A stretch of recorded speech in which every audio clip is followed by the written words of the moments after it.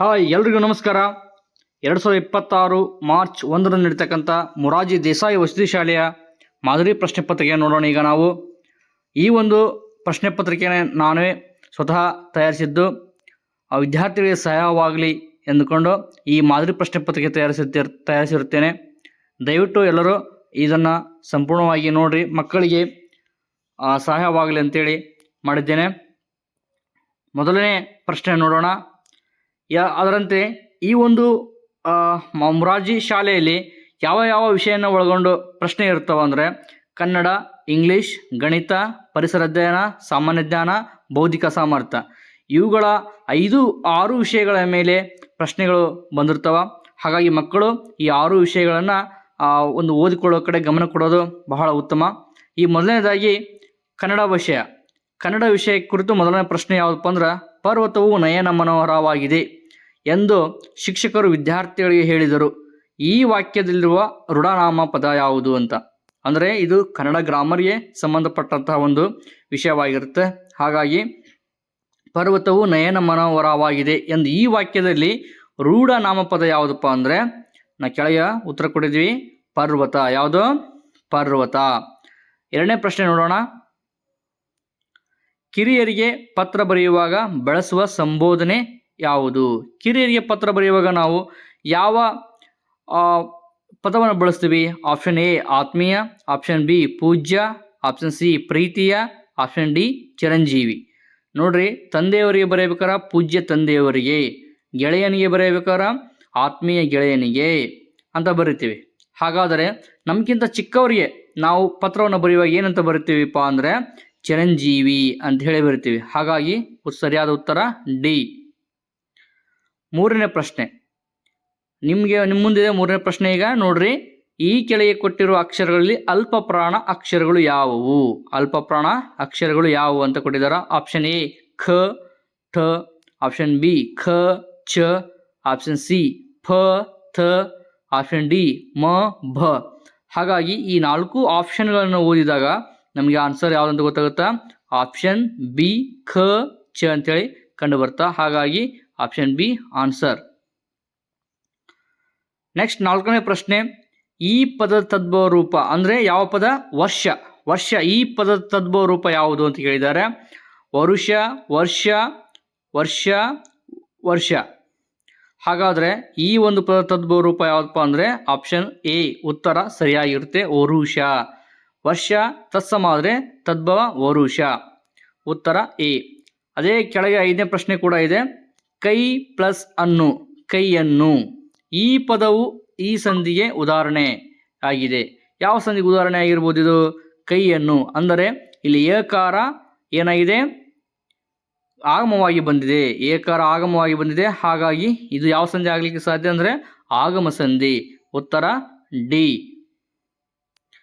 ಮುಂದಿನದಾಗಿ English ಒಂದು ವಿಷಯಕ್ಕೆ ಸಂಬಂಧಪಟ್ಟಂತಹ ಒಂದು ಪ್ರಶ್ನೆಗಳು. 6ನೇ ಪ್ರಶ್ನೆ. The opposite of the word near ಅಂದರೆ ನಿಯರ್ ಶಬ್ದದ ವಿರುದ್ಧಾರ್ಥಕ ಪದ ಯಾವುದು ಅಂತ ಕೇಳಿದ್ದಾರೆ. ಆಪ್ಷನ್ ನೋಡಿದ್ರ option A always, option be more, option C first, option D for. ಅಂದರೆ ನಿಯರ್ ಅಂದರೆ ಹತ್ತಿರ, ಫಾರ್ ಅಂದರೆ ದೂರ.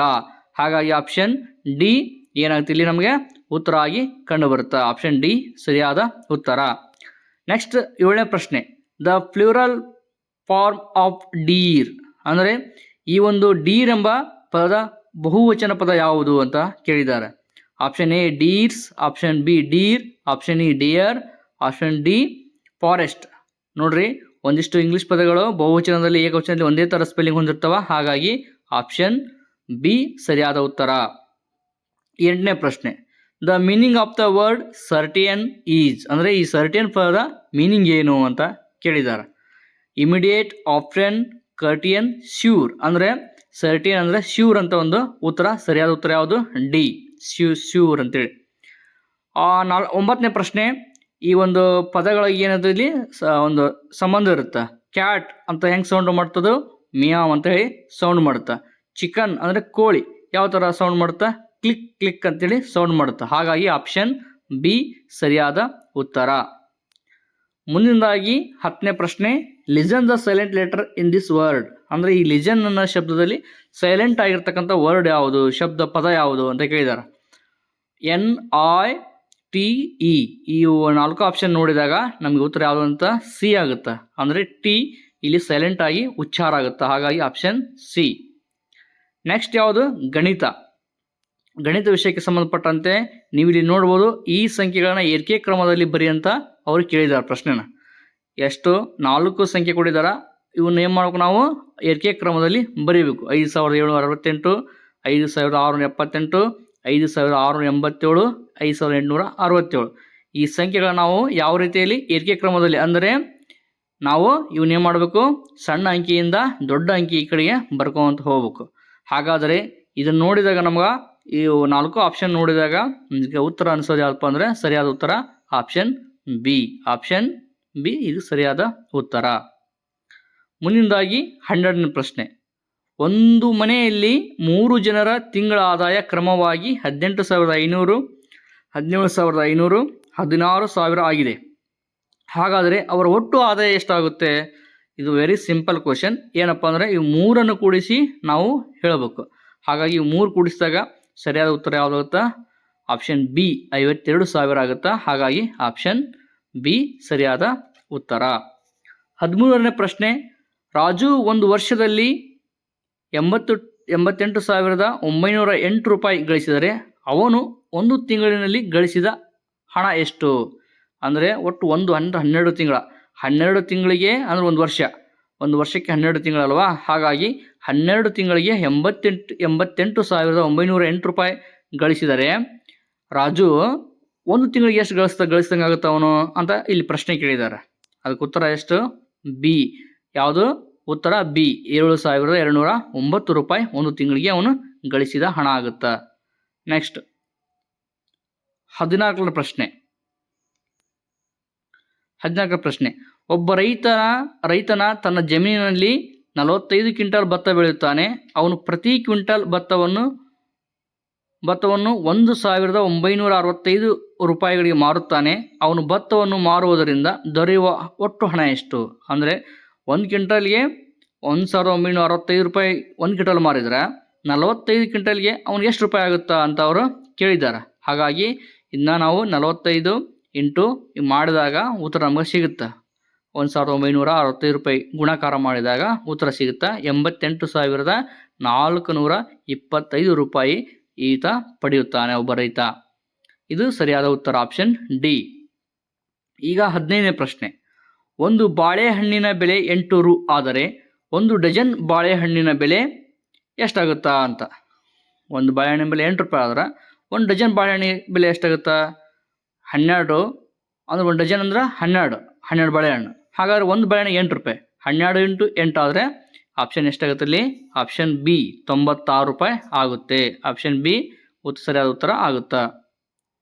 ನೆಕ್ಸ್ಟ್ ಪರಿಸರ ಅಧ್ಯಯನಕ್ಕೆ ಸಂಬಂಧಪಟ್ಟ ಪ್ರಶ್ನೆಗಳು.